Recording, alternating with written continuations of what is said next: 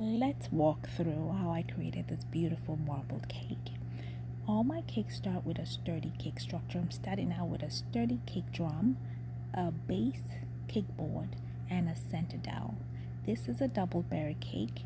It has 6 layers of cake, and so I'm going to stack the first 3 layers. Then I'm going to place dowels. I'm using the dowel guide to help me place my dowels. I'm using the blue square poly dowels here, which are very easy to cut with a scissors. Once the dowels are placed, I am now going to place a center cake board. This is to hold the top 3 layers of the cake. Once leveled, now we're going to place our cake layers and filling. Once the cake layers are placed, before the last layer is placed, I'm going to cut the center rod to size. Place the final layer, and now we're ready to frost. I will be using a top board to help me frost this cake and get my sharp edges. This is a quick crumb coat, and I will place this in the fridge to get it hard while I prepare my marbled buttercream. So I am marbling some buttercream and placing them on some clear wrap. We will be using the piping bag method. So different colors of marble placed randomly on the clear wrap, and once that's done, we'll be ready to pipe. Now carefully wrap the clear wrap without mixing your colors, and we're going to place this in a piping bag.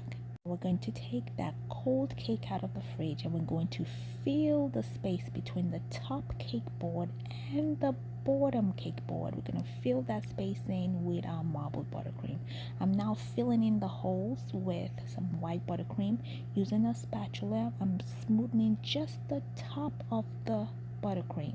Just the top. We don't want to mess up the marbling at the bottom. Now we're going to place this back in the fridge. Once the cake is cold, now it's time to scrape. At first it looks like nothing, but you need to keep scraping. I changed my scrapers. Change it out. Scrape on. At first it looks like nothing, but you have to keep at it to reveal the beauty underneath.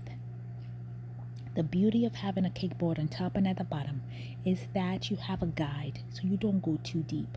Look at that. How beautiful is that marble? Don't be afraid to place your cake back in the fridge between scrapes, because as it gets warmer, it's harder to scrape and your colors will mix. You don't want that. Always make sure you're working with cold cake, because you do not want your colors to mix, and you want to maintain your beautiful marble.